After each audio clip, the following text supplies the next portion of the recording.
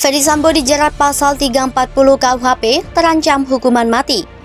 Irjen Pol FS menyuruh melakukan dan menskenario peristiwa seolah-olah terjadi peristiwa tembak-menembak di rumah dinas Irjen Pol Ferdy Sambo di Komplek Polri Duren 3. Berdasarkan hasil pemeriksaan keempat tersangka, menurut perannya masing-masing, penyidik menerapkan pasal 340 subsidiar pasal 338 junto pasal 55 56 KUHP dengan ancaman maksimal hukuman mati, penjara seumur hidup, atau penjara selama-lamanya 20 tahun.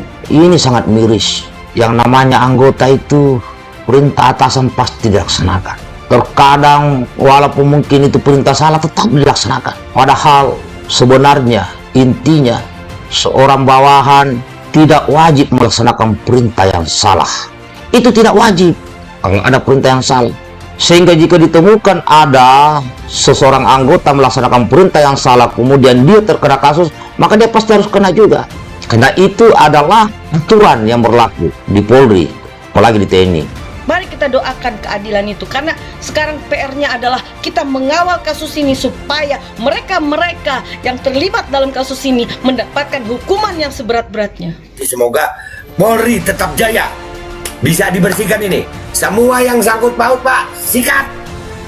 Yang berhubungan, yang diduga berhubungan, mudah-mudahan ya Allah, kita minta sama Allah, Pak Listio Sigit kasih kekuatan untuk membersihkan Polri dari oknum-oknum tidak bertanggung jawab, oknum-oknum yang membuat citra Polri makin buruk.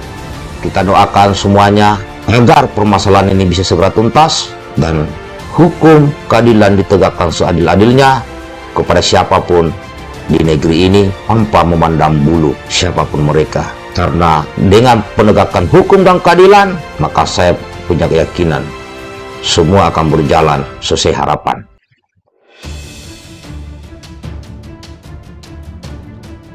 Barreskrim Mabes Polri telah menetapkan ex-Kepala Divisi Profesi dan Pengamanan Polri, Irjen Ferdy Sambo sebagai tersangka atas kasus pembunuhan ajudannya Brigadir Nofriansah Yosua Huta Barat atau Brigadir J.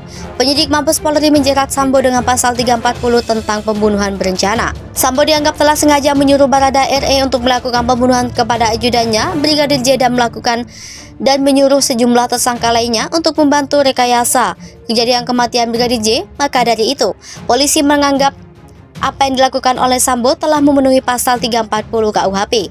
Pasal 340 KUHP merupakan pidana untuk seseorang yang melakukan pembunuhan dengan terlebih dahulu melakukan perencanaan. Pasal 340 KUHP ini tertuang dalam bab 21 tentang kejahatan terhadap nyawa atau pembunuhan berencana.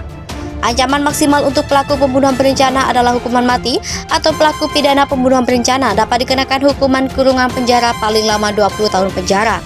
Berdasarkan Kitab Undang-Undang Hukum Pidana yang dilansir dari situs resmi Jaringan Dokumentasi dan Informasi Hukum Mahkamah Agung RI, bunyi pasal 340 KUHP adalah sebagai berikut.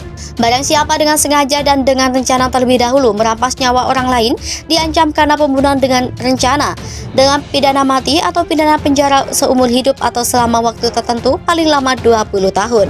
Keduanya ditetapkan sebagai tersangka berdasarkan laporan Komarudin Simanjuntak selaku koordinator kuasa hukum keluarga Brigadir J.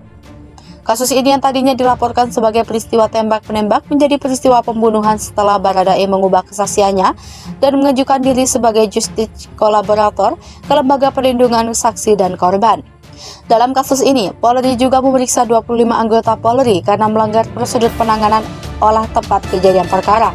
4 diantaranya diamankan di tempat khusus di Makobrimob untuk diperiksa intensif.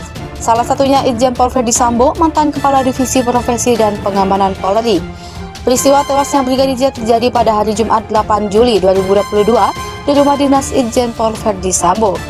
Soal tersangka baru dalam kasus pembunuhan Brigadir J ini sempat diutarakan oleh Menteri Koordinator Politik Hukum dan Keamanan Mahfud MD Senin 8 Agustus 2022. Kepala Wartawan di Istana Negara, Mahfud menyampaikan bahwa Mabes Polri sudah menetapkan 3 orang tersangka dalam kasus pembunuhan Brigadir J. Namun, Mahfud tak mengungkapkan para tersangka itu. Saat ini dikatakan dia, perkembangan penyidikan kasus tersebut bukan cuma akan mengungkap semua tersangka yang terlibat, namun penyidikan kasus tersebut terus berkembang, termasuk soal motif utama kasus tersebut. Mahfud kembali mengingatkan Polri agar kasus pembunuhan Brigadir J di rumah dinas Irjen Sambo tersebut tuntas dan terbuka untuk pertanggungjawaban hukum kepada publik.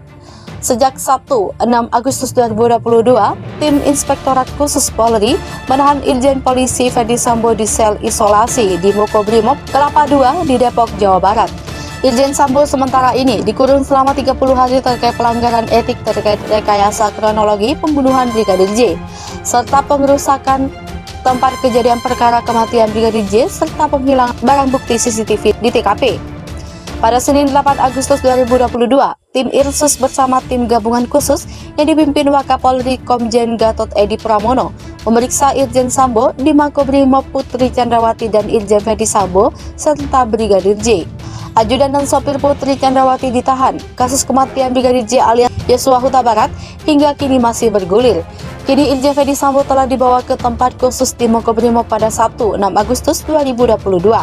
Ferdi Sambo diduga melakukan pelanggaran etik terkait kasus baku tembak yang menewaskan Brigadir Yosua atau Brigadir J di rumah dinas mantan Kadif Propam Polri Irjen Ferdi Sambo. Sebelumnya Irjen Ferdi Sambo memang sempat dikabarkan telah ditangkap pada Sabtu 6 Agustus siang dengan melibatkan anggota Brimob. Dia kemudian dibawa ke markas Komando Korps Brigade Mobil Kelapa II Depok. Namun kabar itu dibantah oleh Kadif Humas Polri Irjen Dedi Prasetyo. Kini semua mata tertuju ke Irjen Ferdi Sambo. Inilah fakta terbaru soal kasus penembakan Brigadir J yang membuat sopir dan ajudan istri Ferdi Sambo ditahan di Bareskrim. Polri tahan sopir dan ajudan istri Irjen Ferdi Sambo. Direktur Tindak Pidana Umum Badan Reserse Kriminal Polri Brigjen Andirian mengatakan, Bareskrim Polri menahan sopir dan ajudan istri mantan Kepala Divisi Profesi dan Pengamanan Polri Irjen Ferdi Sambo, PC. Sopir dan ajudan tersebut berinisial Barada RE dan Brigadir RR. Ia memastikan penahanan keduanya berkaitan dengan kasus polisi tembak polisi Brigadir Nofriansah Yosua Huta Barat atau Brigadir J.